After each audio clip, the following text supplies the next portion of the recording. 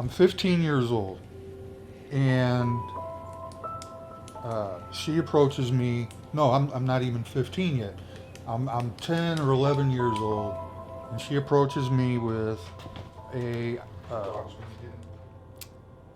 what do you want to call it? The idea that, for your birthday, you could take singing lessons or guitar lessons, because she knew I liked to sing, but she also knew I liked to play guitar, or at least play around on my sister's guitar.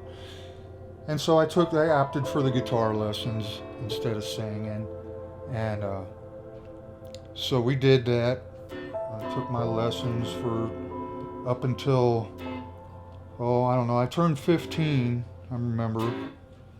And the teachers wanted me to have an electric guitar because of the stuff we were doing and the rock music and everything.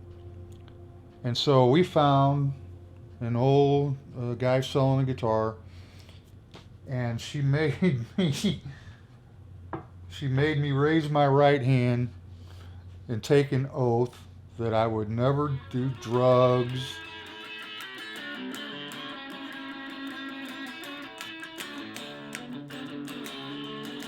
I remember going home and telling her that, hey, we got a job, got us a gig, blah, blah, blah, blah, blah. She was pretty proud of me for that.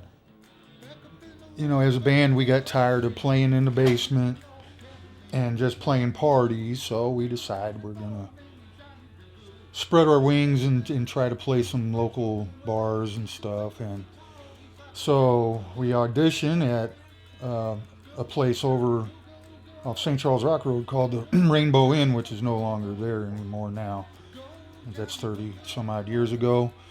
But anyhow, I remember it was an intimidating bar the way it is, because it was nothing but bikers. There was 2 different bike clubs that hung out in that bar, and they got along fairly well, as far as I could tell.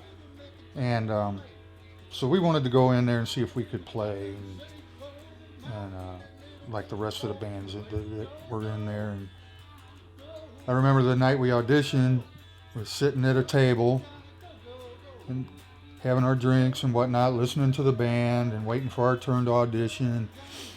And this guy, biker, 6'8" probably, big guy, just big gorilla dude, has a pool ball in his hand, and he's just bouncing it off the floor like a rubber ball, just circling our table like a vulture or something, trying to intimidate us and scare us and whatnot. And it was working, but at least on me it was. But we got up there and sat in with the guys that were up there on the stage, and played along with them and auditioned. And as it turned out, that was their last night there, and we were going to take over the following weekend, which we did.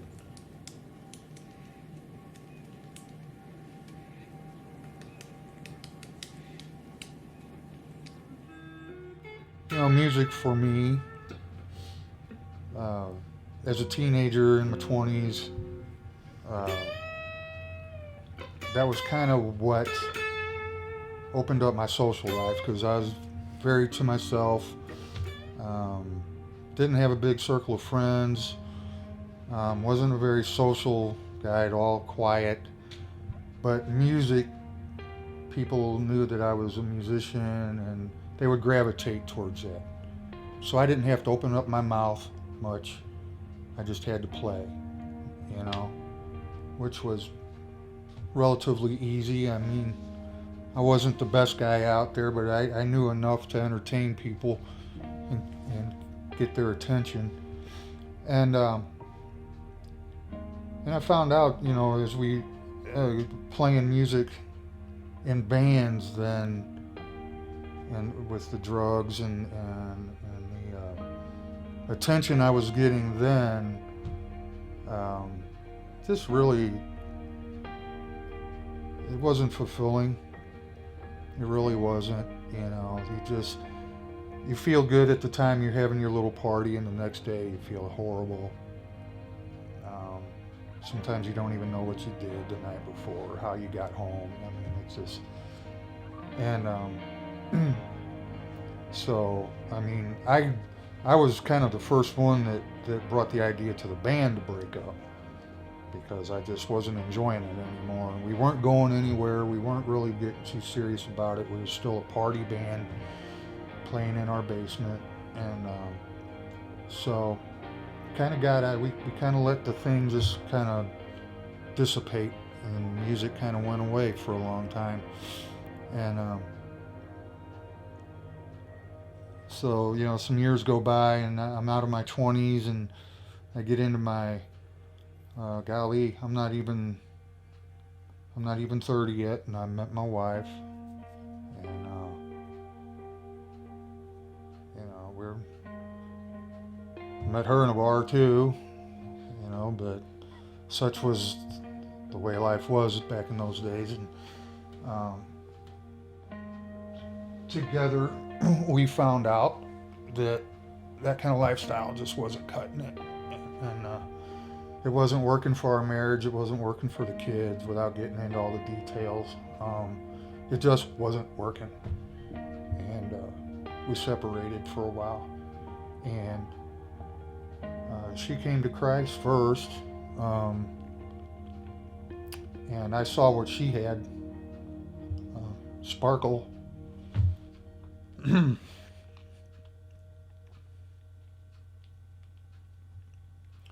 was just something in her eyes that I knew she had something I wanted.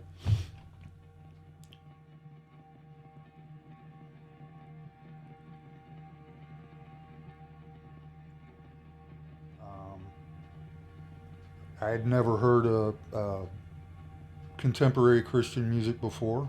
Didn't know what it was. Didn't know it existed. I didn't know young people could play electric guitars and drums in church. Um, and it excited me that there was maybe an opportunity to play music again, only sober, and the whole idea of playing music to worship God, worship Jesus, that was a whole different concept of music for me. Used to, the old banging on the piano, Baptist hymns was about as much as I knew about church music. And to be able to use drums and bass guitars and electric instruments and it actually sound like music I was familiar with, that's what got me into playing music as far as serving in the church. And I've done that since 1998 up until just past year or so since I got sick. But um,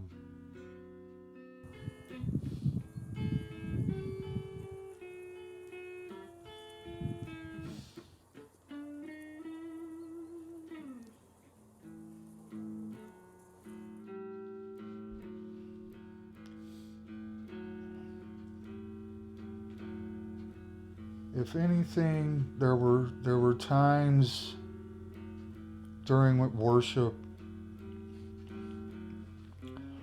whatever he was showing me,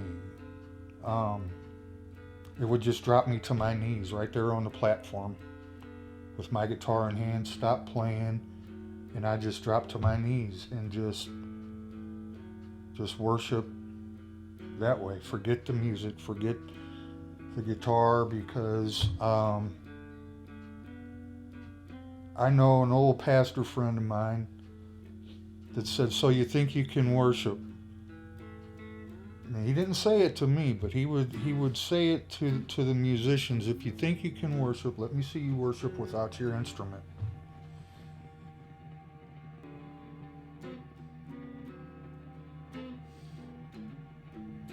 The world looks really good. It offers a lot of temporary feel-good stuff that it'll fool you into thinking it can be long-term, but it's not. Um, Really, the only thing that's long term, that's lasting for eternity, is anything God has to offer you. And what He offers me is peace during times of uncertainty, like we're in right now with the COVID going on and all that jazz. My illness. I do get a sense of peace throughout it all, and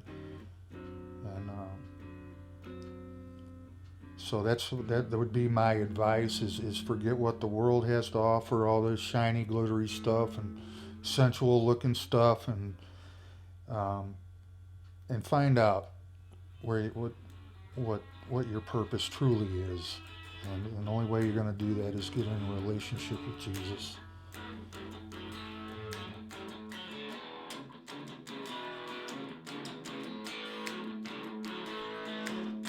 Well, down the Louisiana coast to New Orleans, back up in the woods by the evergreens, a little log cabin made of earth and wood, the little country boy named